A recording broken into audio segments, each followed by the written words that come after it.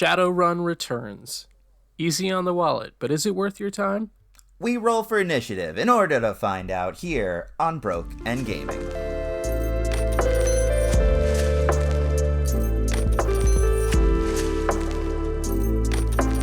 Welcome, absolutely everyone, to Broke and Gaming. I'm your host, Shea.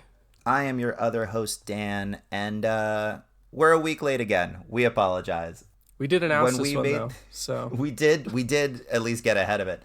But at the end of last year, we were like, once a month, first Saturday, and then just the world got in the way.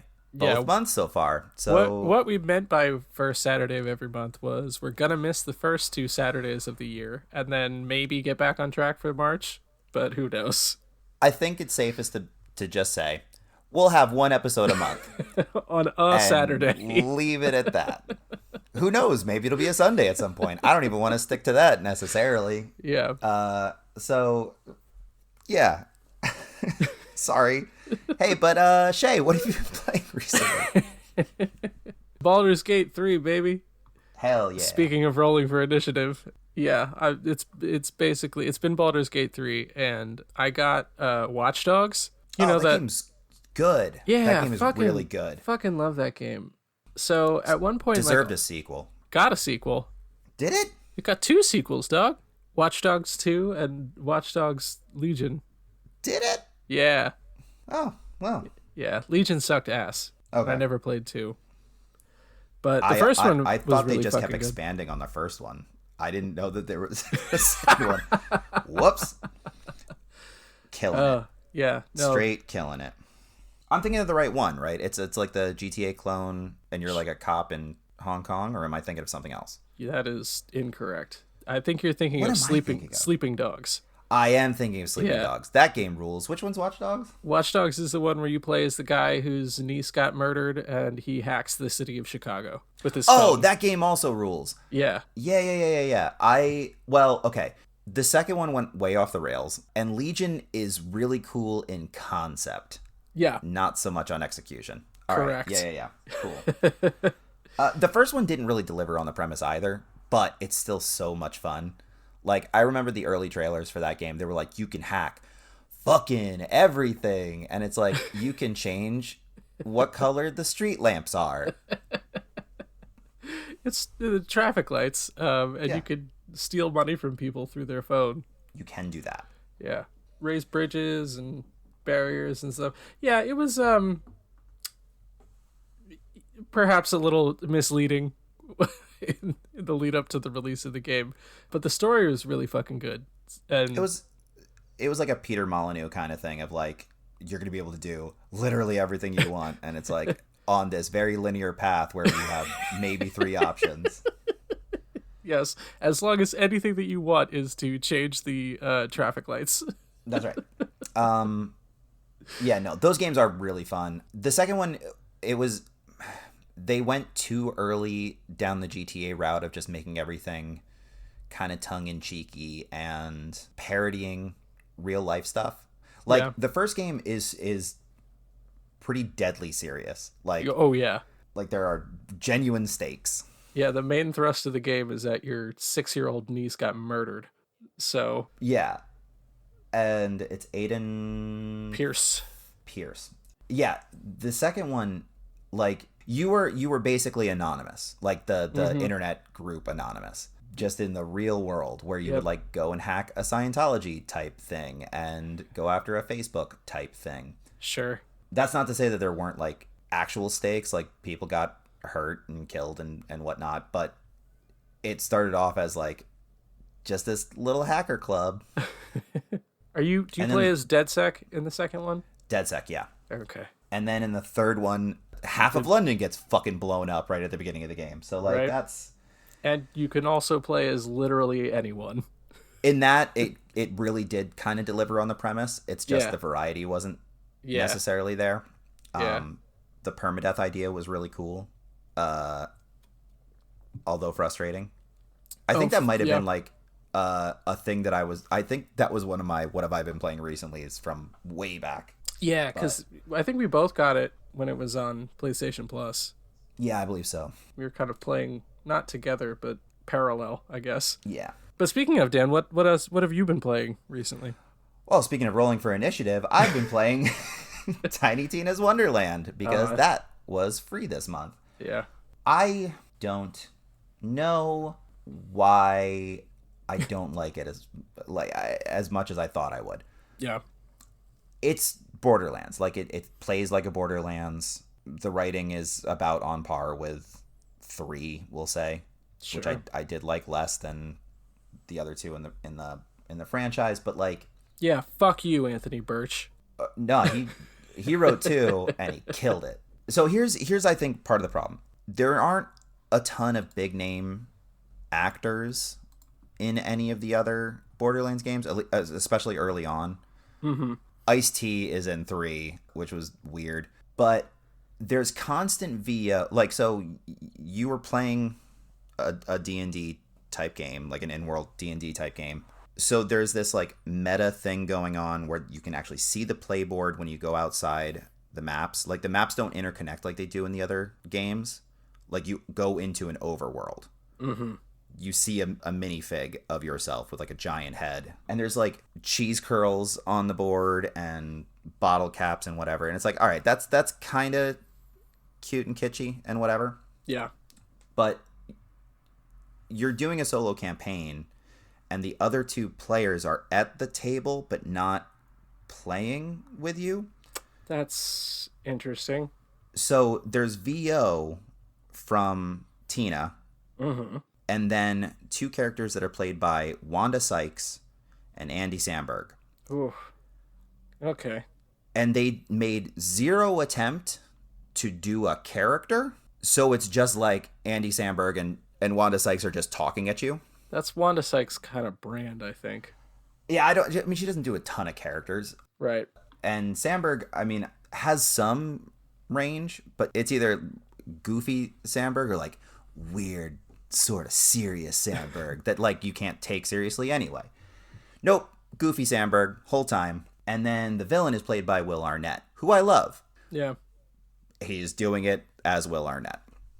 Yeah. So it's just, it takes me out of it a little bit. Like the way that they manipulated classes and weaponry and stuff like that is well done overall. Mm-hmm. You still have guns instead of like actual medieval weapons, but you have spells to cast instead of your powers. You have wards instead of shields. Like there's a bunch of different things that like are tweaked to fit the fantasy genre. Yeah. It's just not all the way there. Butt Stallion is like a main thing from 2. Like that's one of the central characters. Mm-hmm. Which I never loved the Butt Stallion concept, but Tina Can't win was them all. obsessed with them. Yeah. I don't know. It's just whatever. Claptrap is the most annoying he's ever been, which is Oh, saying boy. a ton. Yeah. Yeah. I'll tell you, Dan, that's one thing that they did right in Borderlands 3. They toned down Claptrap tremendously.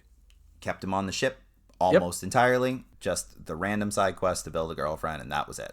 Yep. Yep. And that was perfect. And like for this one, he just gives you a quest. It's just he's with you the whole time. Oh and my God. It's just like peak annoying Claptrap. Every single time we talk about Claptrap, I'm like, Kevin Hart's got to be playing him in the movie. I know. And then I'm immediately reminded that that is incorrect. I will say, I kept trying to picture Jack Black as Claptrap while I was playing this, and I'm like, I still don't see it. No. But I didn't see him as Bowser either, and he kind of killed it. If like, you say so, Dan. I honestly do. A out of movie I'll everyone in that, never see. oh, you should. No. Let's do a live stream of it. We'll do it remotely We'll see. because you're in. Zimbabwe. That's right. Mm-hmm. But yeah, that's pretty much it. I'm still dipping into Lost Judgment, but I'm so side quest bogged down at this point. Like I almost forget what it is that I'm supposed to be doing. Which You've become a happens teacher. It happens in a lot of those games. Yeah. Also, But real yeah. quick, I would like Yeah. to apologize to Anthony Birch. I genuinely thought he wrote Borderlands 3, but he did not. That was the big quality drop off. Yeah. Was Birch leaving. Well, also, they let like 8 years go by. Not 8, but God, a is while. I mean, I wouldn't have been shocked if it had been that long, but it Oh, I was not yeah. far off. It's 7 years. Yeah, all right. Oh, they put this game on the Switch too? God damn, were they I trying to bet that lose money? plays great. Woof. Oh, speaking of playing great, Dan. Yeah, let's get into today's game. And we will start, as we always start, with our short change history.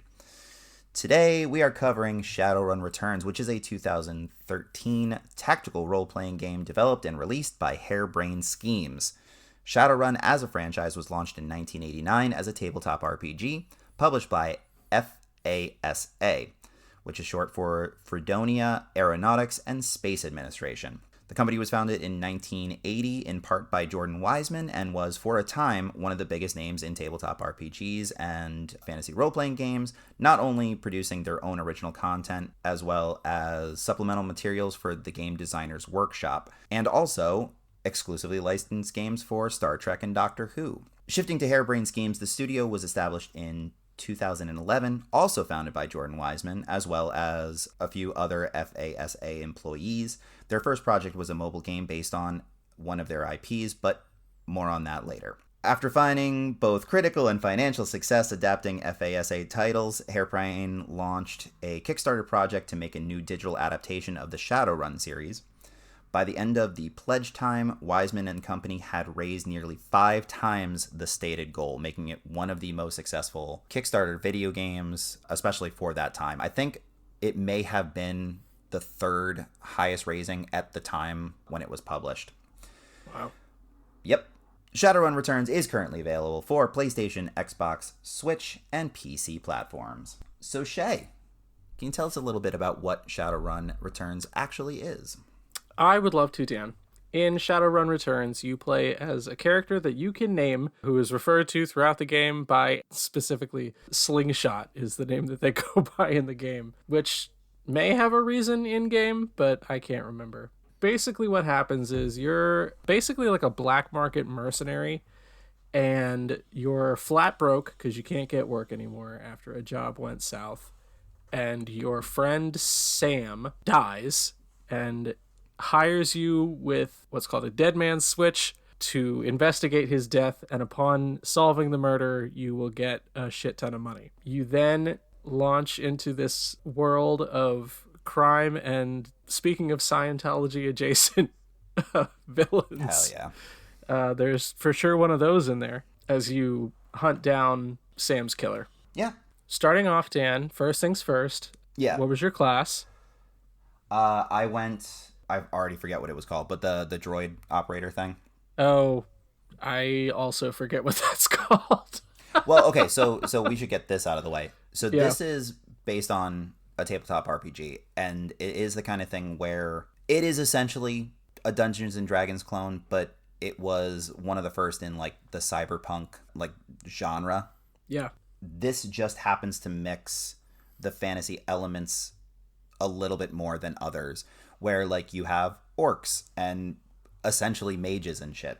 Mm-hmm. Like they went with more fantasy based races in this than other games of its type. Mm-hmm. So same kind of applies for classes, where what would normally be a barbarian has a specific type of thing here. Yeah. Same with mages, same with whatever. So like essentially I'm a ranger, but They don't call it a ranger. I'm gonna look up the class list real quick. That would probably be good. Riggers is yeah. They have mages in this game. A class called mages. It is straight up mages. Yeah. Yeah. So your options are deckers, which is their fun name for a hacker, basically. Street samurai, which is I guess kind of like it's like a fighter class. Yeah, it's like a dex-based fighter though, I think. That's what I did, because I love being able to use guns in tabletop RPG. There's riggers, which is Dan's class, controlling vehicles and drones. Mages, who use magic. Shamans, who summon spirits. And physical adepts, who are big, beefy boys. Yeah. Who punch things. Most of those, with the exception of the hackers, I suppose, are kind of analogous to your classic fantasy class types. Right. Except for mages, which are just mages. Well, in fairness, there is no class called mages in at least 5th edition D&D. Yeah, because you're like, yeah. Wizards or, yeah, anyway. Before we get too bogged down in nerd shit. Right. So I don't know how much it'll affect anything other than gameplay, like making those decisions. I couldn't get an idea for the scope of choice in this as much as you can for other RPGs. Do you know what I mean? Yeah. The choices you make in Skyrim or any Elder Scrolls game seem to affect the overarching story a little bit more than this did. Oh, for I think sure. it's just strictly how you play. That's not necessarily a bad thing. I will say, if you pick a decker at the start of this game, I feel like they don't really get into any of the decking until like the very close to like the midpoint of the game. Yeah, is... you're at a disadvantage. But once that stuff does come into play, like you're pretty OP. It's just you're dragging yourself through the early portions of the game. Yeah. I mean, just for it's kind of the same for riggers. Like you can't really do anything with droids worthwhile until pretty deep into it. Yeah. I mean, Street Samurai is the easiest in terms of getting right into the fray of things. Yeah.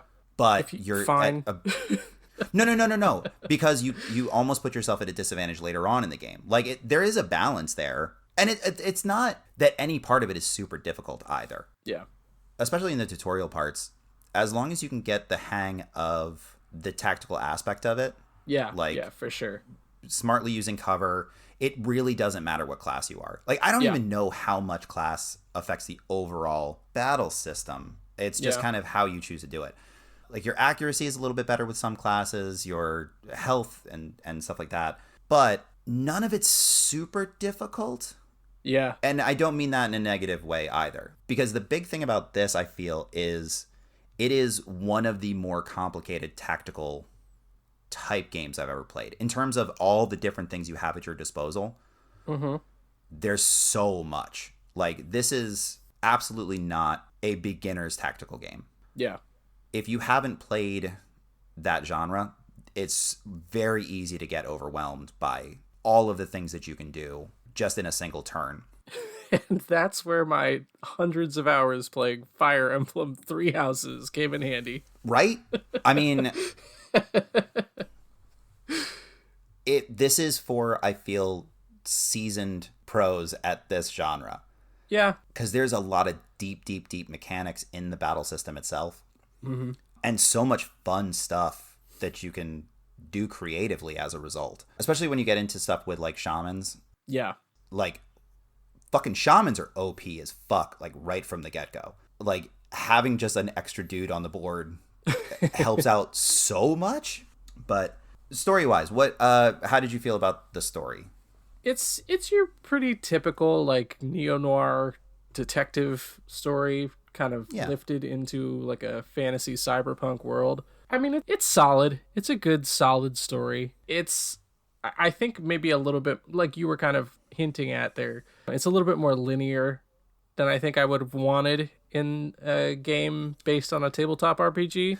Yeah. But I think overall it was fine. There's a lot of illusion of choice in this. Because even dialogue tree stuff, I don't think any of that affects the overall up until, I believe, the very end. I think there are some choices that you can make toward the end that'll give you different outcomes. But in terms of how you treat people, doesn't really seem to change much of anything. Yeah, there's no, like, affinity system. 3/4 of the game. Yeah, exactly. There's no morality in any meaningful way. Yeah, if you keep shaking down people for money, like, nobody gets offended by that. Yeah, which is funny because, so this is not the first Shadowrun adaptation. When I was very young, I played the shit out of an SNES Shadowrun game. That was an isometric view kind of action RPG. And it was awesome. Super deep lore. So much you could do, especially for an SNES game. And I was really bad at it because I was a child. This is one of the few things I can say that, because we've mentioned this before, where it feels like games that we were really good at as kids we're not as good at now, like the twitchy stuff. I feel that this is the exact opposite of that. Yeah. because there's so much tactical strategy to what that game was, and I just wasn't ready for it at that age. Sure. The second attempt at an adaptation was an arena shooter, and fuck that.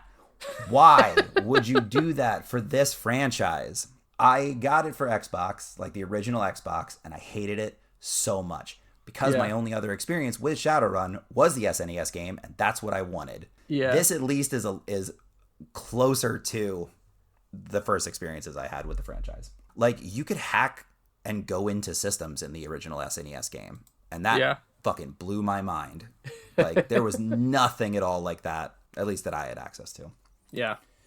Arguably, something Kojima did probably would have fit some of what I just said, but yeah. So, impression-wise, like, because you are, I think at this point, definitely more into tactical games than I am. Probably more into RPGs, like a traditional-ish RPG than I am. Yeah. How does this stack up to stuff you've played recently? Like, just generally speaking. I mean, so it had the misfortune of going head-to-head with Baldur's Gate 3. Yeah. In terms of playtime, which is just, like, not fair.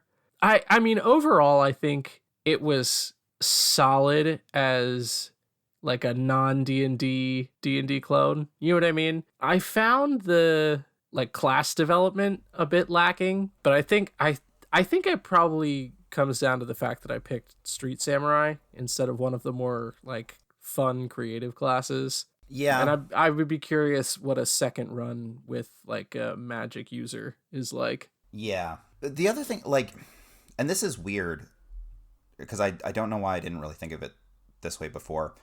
Regardless of class, most of your battling takes place ranged. Yeah. They're really, as much as there is like a barbarian type, you're still using a gun. Like, yes, you can run up and bludgeon, but like, there's really no need to do that. Yeah. There's never like an in-game requirement of like, no, you got to go smack this thing around. Yeah, I would say that the physical adept, which is the quote-unquote barbarian class, I would say they're more of like a shield rather than like a melee fighter. You know what I mean? It's like a traditional tank. Yeah, they're more to draw fire than they are to like go smack somebody with a fist. I think that's fair. Yeah, because you're right. Like there really is no appeal for melee combat. You have like a finite amount of bullets, but only in the sense that like you have a finite amount of bullets until you have to reload, and then you're just full up again. Yep, and you just take part of a turn to reload and just get to cover. It's interesting how complicated and simple simultaneously the battle system actually was. Right. Because again, like there's so many fun strategies that you can go with based on scenario. Mm-hmm. Like if you're just on the street, like not a whole lot of stuff, but when you're doing some of those bigger, deeper battles where there's like a ton of cover and like things to interact with. Yeah. Like really, really fun exploring like a bunch of those options. For sure, the biggest thing that shines in this is the battle system. And it's something I thought it would get a little bit more tired of than I ended up being. Mm-hmm. Because they throw so many different options at you. Yeah. Which made it feel like more of an actual, like you had a game master a little bit. Like that's actually trying to challenge you. Yeah. Like in terms of things that were adapted from that type of thing, I think this one feels the most like an actual tabletop RPG at times. Sure. Right down to the fairly clumsy dialogue of an inexperienced GM. Because it's a relatively lower budget indie game, I think it really suffered from not having any voice acting at all. Yeah. More than a lot of other games. That's for sure. Actually, you know what? We can probably get into pros and cons here at this point, right? Real quick, I just like one thing that I did love about this game as far as like tabletop RPG adaptations go, multi-classing in this game is like really cool. It's like awesome, yeah. Yeah, you can just put a little bit of your karma is what it's called, like your skill point currency in this game. You can just put like a little bit of that into decking or spell casting or whatever, and like still get the kind of cool abilities that they have without having to like commit to, you know, for example, in D&D, you have to level up like twice as much to get any kind of meaning from your second class. So I like the class combinations were a lot easier to make in this game because you can kind of start out with cool shit in every class. Yeah, and you can kind of, especially if you stay like stat adjacent, like if you just pick another class that, you know, requires high wisdom or whatnot. Yeah. Like that makes that so much easier because it's more requirement based than just dumping points into something. Do you know what I mean? Yeah, for sure. That was really, really cleverly done. I'm actually curious how much of that system is adapted from the source material. Yeah.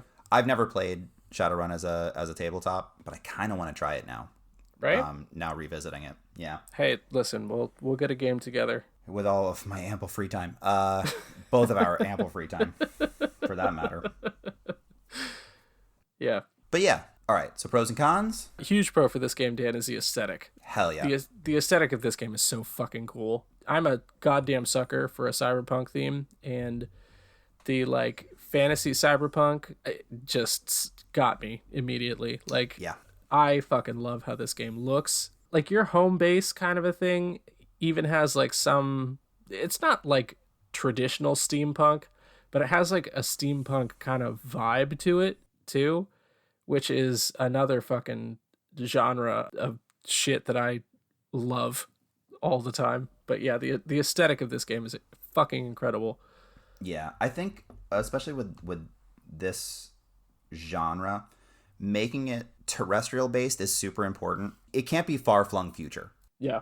Because I think the mistake some IPs make with this is like too futuristic, too technological, and this finds such a good balance. And yeah, having the chief of police or whatever, the detective, be like a big fucking ogre. Yeah. Just rules. It's so fun. Yeah. I could fucking talk about what other cyberpunk set IPs get wrong for days on end, but the big point I want to agree with you on there, Dan, is that like because they're set so far in the future, like not only do you have to learn what mechanics the game has, but you basically have to learn like a new language as you learn like what all these technological advancements at your disposal are. This game is just like, here's gun used to shoot, and that's a great point. There's also some hacking here. You know what I mean? Yeah, like Deus Ex, I think, goes a little bit too far in that exact way. Yeah, dog. Deus like, Ex. For sure, like that was kind of what I was picturing when I was saying that, because like even Cyberpunk, I think, like Cyberpunk 2077, I think strikes the right balance for the most part. There are a couple like high concept things that I'm like, I don't know, but overall, I think it nails it. And this may be the best example of that, of like a perfect balance. Yeah. Like all of this is somewhat derivative of like Blade Runner, more or less. Sure. Yeah. Again, not a negative. Like it's a very great, it's such a cool setting to put this kind of thing in. It's just these little tweaks of like, no, we're really mixing in the fantasy that I think puts it even further over the top. Yeah. Con, like I said, or I started to get into, lack of voice acting, I think, hurts it a lot, especially when there's so much dialogue to get through. Whether it's skippable or not, in this kind of game, especially when it is a little bit noir-like, you don't want to feel like you're missing out on anything. Yeah. Because there are such little details of like, well, how did Sam die? Who should I be talking to? And like all the parts with questioning. And like, there's just so much nothing in some of the dialogue. I felt like I talked to the coroner for 20 years at the beginning of the game. Like that took so long to get through, especially presented as like almost a cutscene where the detective guy comes in and then you meet the dude in the that sleeps in the cabinet. Yeah. That went on months. Between all of that. Months. Like genuinely like 20-25 minutes. Yeah. To get through everything. And I don't feel like I learned that much in that time frame. Also, that guy that's sleeping in the cabinet, like, he's with you for a little while, and then he's just gone for, like, the rest of the game. So, like, why did we spend so much time with him at the beginning? He was, like, tutorial companion, although you've already gotten through at least the battle tutorial. So, like, it was a hat on what's a hat. he teaching you? Yeah. Yeah, I don't know. I guess the idea was that he was supposed to introduce you to the concept of using other. Well, no, because the They do fucking that with first this. battle you play is Yeah, the Sam flashback. yeah, Yeah. I genuinely have no idea. yeah, And I'm not even going to accuse it of being a false lengthening mechanic because I don't feel that that's what it was. I think they just overwrote what it was to build out the lore, but I yeah. don't think it was just for the sake of it. I think they thought that they had reason to. I just don't know that they actually did. Yeah.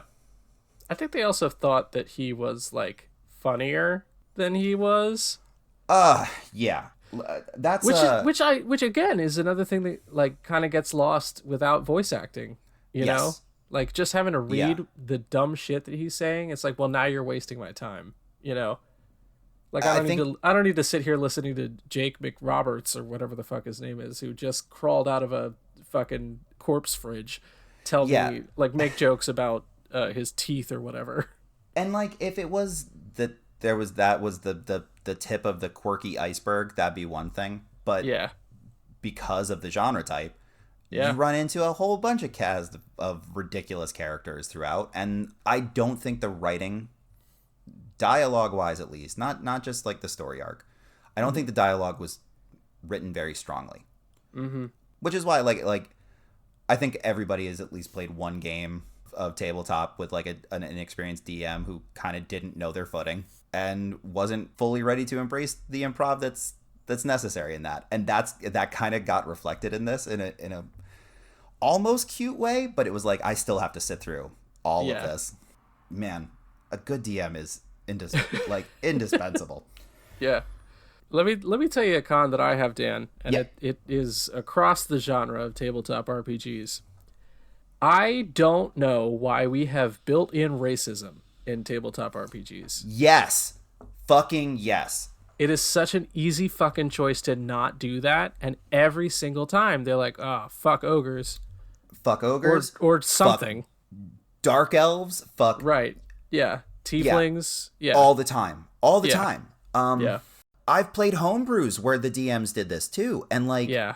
It's unconscionable. it's lazy. It's fucking lazy. Yeah. And I think that they felt that they were saying something that they needed to say. Like it's a social commentary trap in a way. Cuz it doesn't ever feel meaningful. Yeah. Yeah. Oh man, I can't agree with you more on that. Yeah. And like I said, it's not a concept that's unique to Shadowrun or anything like that. Like Baldur's Gate has it too. Yeah. Almost every fantasy game I've ever played has had that. Yeah. Mass Effect had that. Oh, heavy. Big time. Yeah. I mean, we talked about it with that bitch Ashley. Yeah. It's so prevalent. And like again, if you had a cogent argument to make other than, man, it's fucked up that this exists in this world, that would be one thing. Yeah. But no, just it's almost shorthand for these are the people you're not supposed to like. Yeah. Fucking sucks. Yeah. Like, no, I don't like racists. You're right. I also don't want to be reminded that racists suck because I'm very well aware. Fuck every racist. Yeah. It affects escapism to an extent, and like I feel somewhat conflicted because it is something that we do have to address, but this just isn't in a meaningful way. Yeah. Ugh. God. Yeah.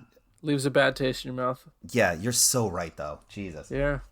Any more pros for you, Dan? I'm just in awe of the battle system and how deep this is, especially when we're going to get into cost. Like the amount of thought that went into making this as robust as it is genuinely very impressive. Yeah. Again, really makes me want to check out the source material more and see if that is how this functions as a franchise, because it's just really well done. And not like super rules based like a D&D specifically. Do you know what I mean? Like, you don't have to worry about spell prep or any shit like that. It's just like, no, you're just cool, and in the future, do what you want to do. Yeah, exactly. Yeah. Here's 2 action points every turn or whatever. Go do what you want. Yeah. All right. Number time. It's number time, Dan. Never mind. Bad transition. All right, up first. Does it work? Yeah. Functionally, this is great. It's got the isometric thing, so plane of view for the most part is not too difficult to navigate. The battle system, it's a grid. If you've ever had any experience with a tactical game, you already know how that works. Right. And then just like out of battle, you're just running around a cool looking city, a dingy, dirty, cool looking city. Yeah. Yeah, I have no complaints with how it functions. That's a full point. All right, Dan. Welcome once again, everybody, to Shea's Corner. I kind of knew it was coming anyway. Man, it's fucking bad in this game. I, for the most part, love how this game works, but like navigation can be a goddamn chore outside of battle because it's a low budget indie game and it shows sometimes. And one of the ways that it shows is that you can't round any objects in the world because they have extended edges. Essentially. Yeah. And I think that is the fault to some extent of the isometric view. Yeah. I also there was one point, Dan, where I got caught, like the game just kind of glitched where I just got caught into a little tractor thing at that airport. Yeah. Crash site. I was trying to like get around to check out the behind it to see if there were any items back there or anything, and I just kind of glitched into the vehicle and was just stuck and had to reload from the beginning of the chapter. Oh shit. Yeah, I did not have that problem. Well, fuck.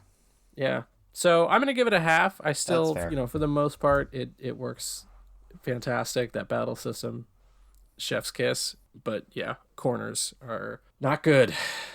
So yeah, half point for me. Cool. Is it engaging? Yes. Functionally, as a murder mystery, I think it's fine. I don't think you knew enough, especially at the start, about Sam to really care, which is why it functions like a mercenary story at times more than a detective noir type thing. Yeah. It's like, well, I got to get paid, so I better find out what happened to my friend. Yeah.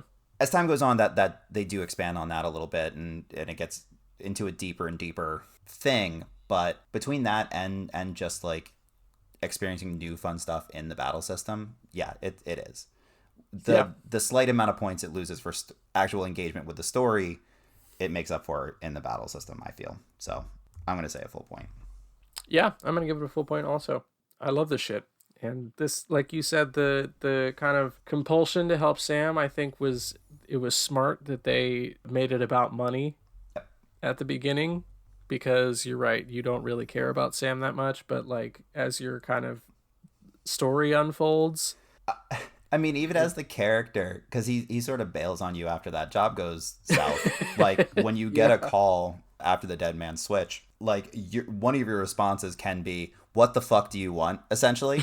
Yeah. You're not friends anymore. You have a history, right. But being like, help me figure out who killed me and get paid is a fun way to kick things off. Yeah.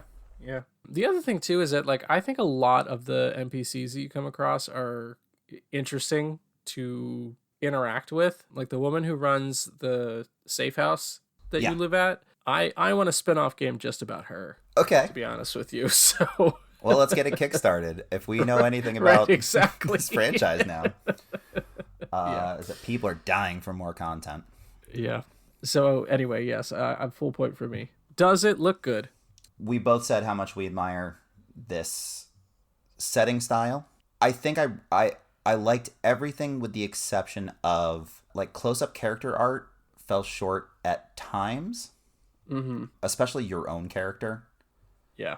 I was a little bit disheartened when you were going through the actual character building part. I'm like, these all look atrocious.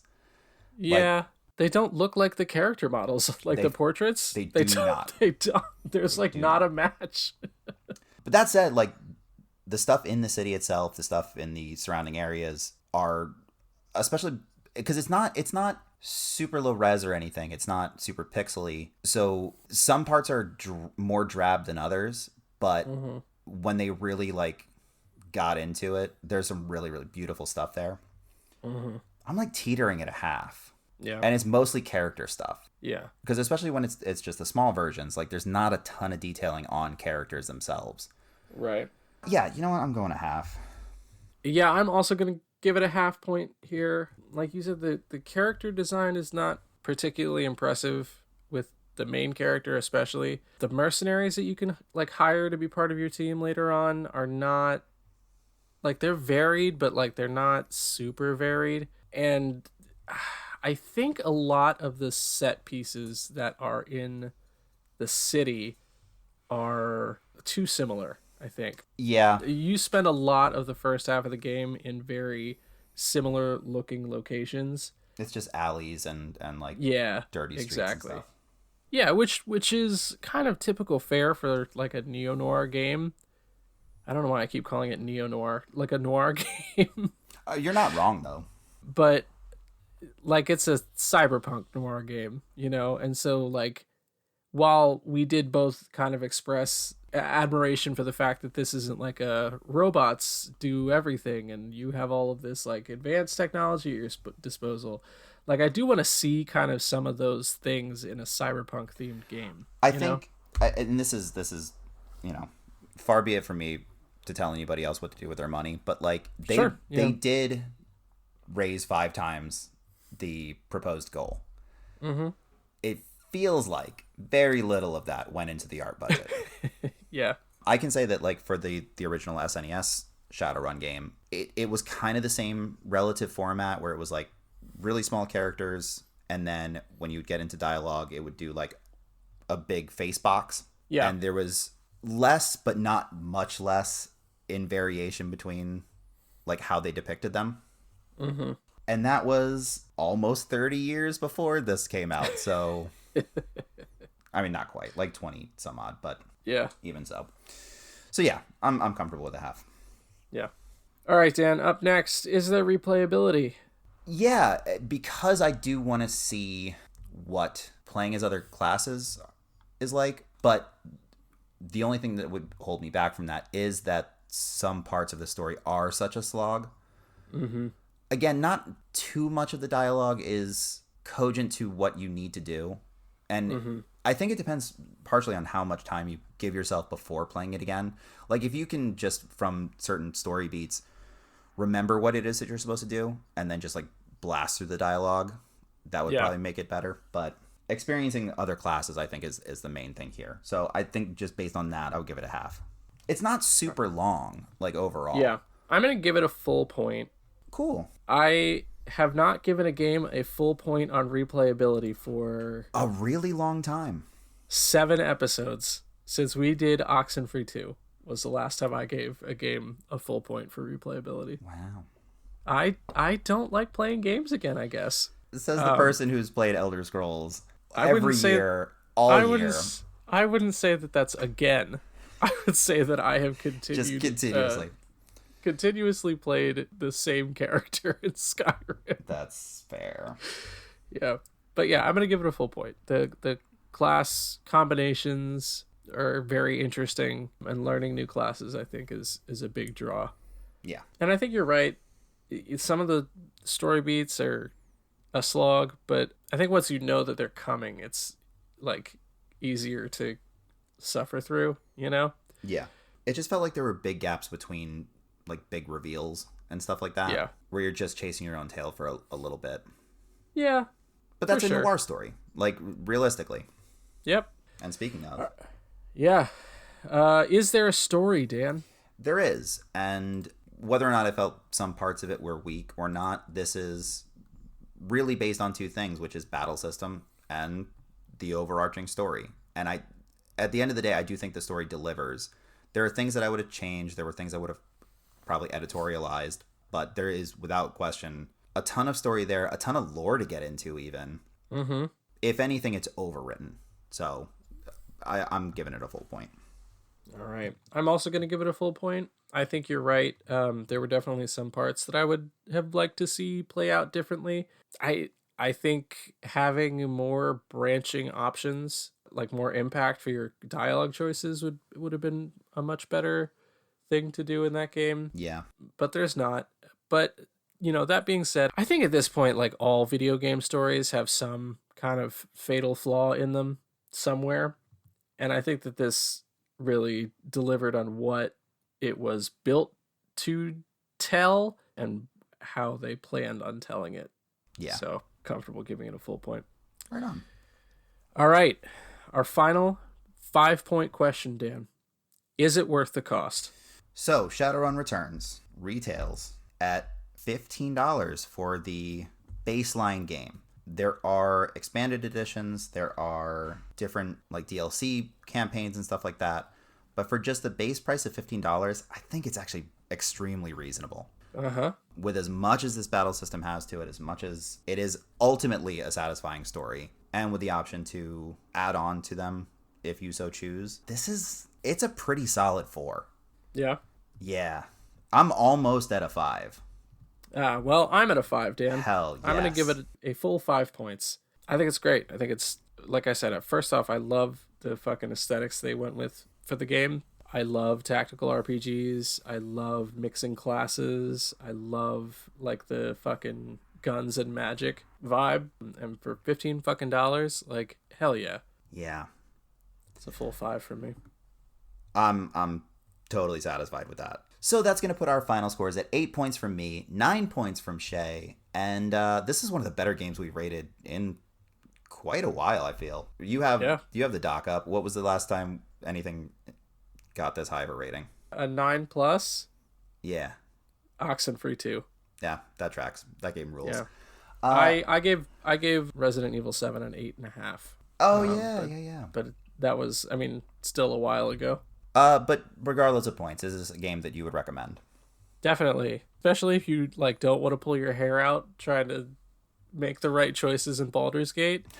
right now, this is definitely a very good palate cleanser for that. Would you recommend this game to Kelsey? To Kelsey, I think aside from seeing Ryan Gosling in Blade Runner 2049, this is not really a genre that Kelsey likes a whole lot.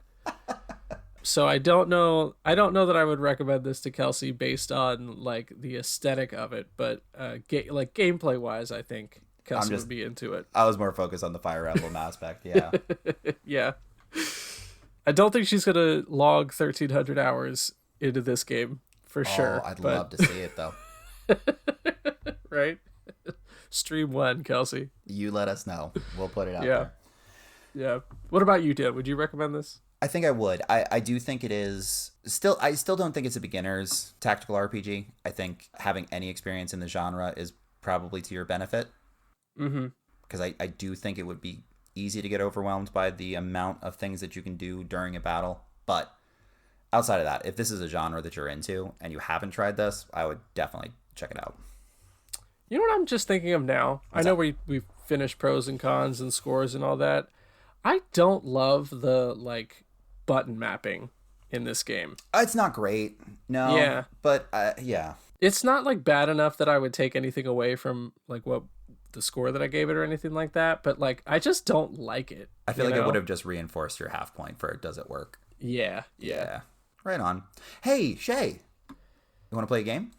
Dan, draw cards, match swimmers and sharks, crabs, sailboats, and even mermaids as we race to an unattainably high score in an unfathomably low scoring game. I would love to play a game. Okay. Like I'm always, not even as a bit, I'm always confused at this point because I do not have a podcast about board games. But what the fuck? That is a game called Sea Salt and Paper. Okay. Yeah, basically you draw cards and you get pairs, and if you match certain pairs, let you do certain other thing. It's a whole thing. So it's advanced Go Fish. Got it. Yeah, basically. All right, cool. Yeah. All right, so as we have talked about today, Shadowrun is based on a tabletop RPG series, and they are certainly not alone in this conceptually. Big name RPGs like Dungeons & Dragons and Warhammer have had a multitude of video game adaptations, but what other ones are out there? Similarly, fuck me. Similarly, several video games have gone the opposite way and been given the tabletop RPG treatment.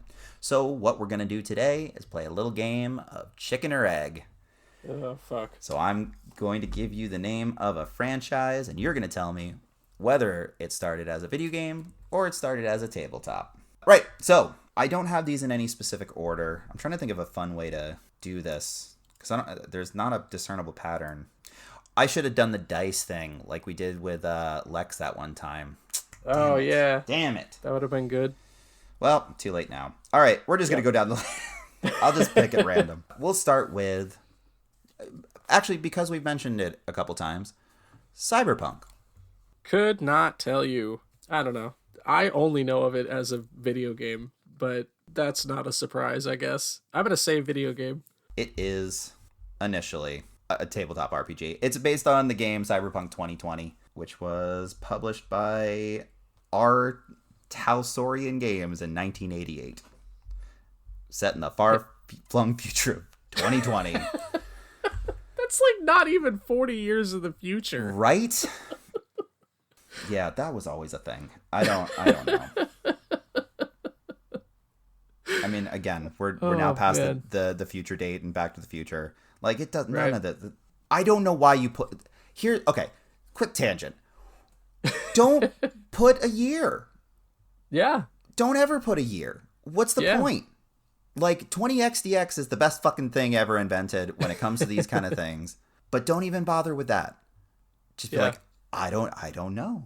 It's not relevant to anything. Here's the thing too, Dan, is like all of these games that are like, oh, it's the future, and we all have flying cars. Do you think that between your father's lifetime and your lifetime, we're going to get to flying cars? You know what I mean? Like, we can barely fucking figure out cars that we have now, you know? We're just barely getting to functional jetpacks. Barely. Right. And they have to be over the water, and they don't really work that well. No.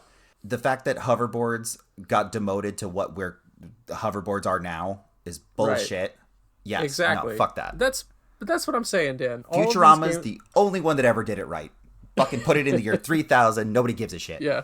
No one will live to see that. That's right. Alive now. And by the time we get to the year 3000, no one will know what Futurama is. Right. So exactly. No, they'll have revived it for the 5,000th time at that point. Right. Matt Groening's head in a jar. Oh, well running done. The show. That's right. Perfect. Very proud of you. All right. Again, we mentioned it earlier, so we'll go with this one. Elder Scrolls. Oh, boy. Does it exist as a board game? Yeah. But the board game comes first. I hope it was the video game. Because otherwise I'm gonna feel very bad. But yes, video game. It is video game. Yeah. Oh. You got that right. Yes, there was a tabletop version, actually not super long ago. I think it was post Skyrim. Most things in the world have happened post Skyrim. At this point, yeah, most of human history. I think that's how it feels. We invented the blimp since Skyrim came out. Totally true. I mean, the last decade has felt like 100 years in certain aspects, so for sure. Yeah. We'll keep with Bethesda on this one. How about Fallout? Again, you keep naming these franchises, and I had no idea that they were board game or tabletop games also. So I'm going to say video game again. It is video game. This one, however, is like heavily based on the GURP system, like for tabletop RPGs. All right, up next, how about Blood Bowl? Tabletop game. Yeah, it's a tabletop game. Actually, like very much so in the vein of Warhammer. It's just sports, because fuck it. Yep, pretty fun too. I only played it once at a comic book store, but I really enjoyed it. Vampire the Masquerade. Ah, I hope that was a board game first, or a tabletop game. Yeah, it is. It's based on the Hunter series of tabletop RPGs. Because I played that game for a minute. It sucks. The most recent one? Yeah. I don't know. I don't know. The one I said to grab from PlayStation Plus. Oh, and I don't think I did. It's fine. We're not going to talk about it on the show. Cool. Good. I don't have the time in the world for that. It's so dense. It's also a bad game. I don't love vampire shit that much either. Yeah. I'd rather play a Castlevania type if I was going to do anything with that. Up next, Dishonored. Fuck. I don't know. I'm going to say video game again. It is video game. Yeah. Whew.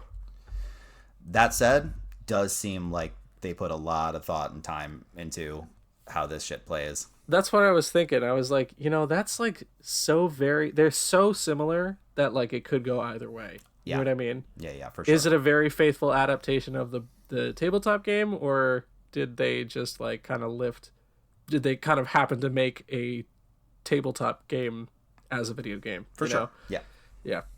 All right. Up next, it's Mech Warrior. Could not tell you what that is. So it goes by another name, which is Battletech, but big mech suit types of things. Fuck, we're dead even on answers so far too. This sounds like a miniatures game. I'm gonna say tabletop game. It is a tabletop game. Yeah. Oh hell yeah. Yeah. Good job. I said 8 at first. I just realized there's 9. Cool. Right on. Up next, I don't know if you're familiar with this series or not, but Crimson Skies. I am, in the sense that I just saw it on a list of games developed by FASA. What are you doing? I was doing my own research because That's not how this show works. I know that we've brushed up against FASA before. I don't know how, and I think it might be incorrect, but it sounded familiar, so I was looking them up. I didn't look any further than that, though, Dan, so I don't fucking know. I mean, even I can say that FASA was involved in it, but as we've already learned, they have developed backwards where they've done IPs into tabletop games, so I'm just busting balls. Yeah.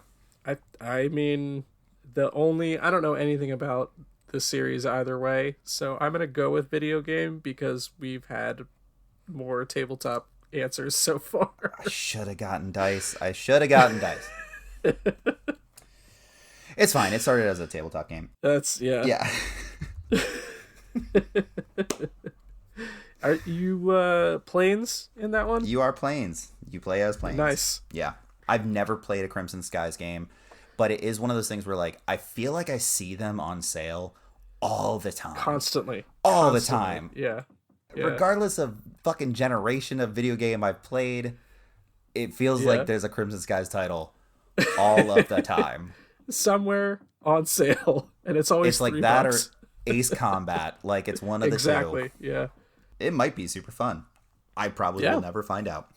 Yeah. And finally, a game that is fairly near and dear to the hearts of at least a couple people that I know, Disco Elysium. See, that's another one of those games where it's like so stylized as a tabletop video game that it could go either way. Whew, boy. Kelsey probably knows and is screaming. This is a high Kelsey call-out episode. Yeah, put Kelsey directly on blast for how many hours she's logged in. I just need her on speed dial. Fuck it, video game. It is a video game. In fact, there is not, as of press time, an officially announced tabletop game. The reason I put this in here is because I think there fucking should be. And I'm going to goddamn kickstart one. Because now I know how successful that could possibly be. Honestly, this is one of those things that it could adapt really well. But, as I stated before, it is, you really would need a very experienced GM because of how quirky characterization is in that. Right. You would almost need a script to follow at certain points. But I think this would adapt really well. So, a little bit of a trick question, but you got it right regardless. And that means 6 points added to the big board for today. Well done, Hell Shea. yeah. Hey, thanks. Just happy to play. There are so many more. I mean, we've said before that like Warhammer has on its own about ballpark. Would you say 40K? It's Jesus, no. All right. That's going to just about do it for us today. As always, you can follow us on social media at both Facebook and Instagram. Facebook, we are Broke N Gaming. Just search that. And for Instagram, it's BNG Pod. On there, we post custom artwork for every episode and sales that you should be aware of that we call cheap codes. Yeah, if you follow the show, you'll have heard about the Ubisoft publisher sale that happened on Xbox this week. But Big. if you're listening now, Real it's big. too late. Yeah. So follow our socials for sure, because I talk about that shit when I see it. If you would like to share the show, you can do so with our hosting site, which is anchor.fm/bngpod. And if you want to watch me suffer through the aforementioned Disco Elysium, I'll be returning to that when I stream next. And that's over on Twitch at twitch.tv/bngpodcast. And if you would like to catch those streams forever and ever, you can do so by following our YouTube, which is youtube.com/@brokeendgamingpodcast. If you'd like to send us an email for any reason, you can do so at brokeendgamingpod@gmail.com, where we take game suggestions as well as just, words of encouragement as we decide the future of this podcast. Hey, Shea. We haven't decided what we're playing next time. So, we will be announcing on our social media what we will be playing next, so please follow us on there to find out. But until then, goodbye, absolutely everyone. Goodbye.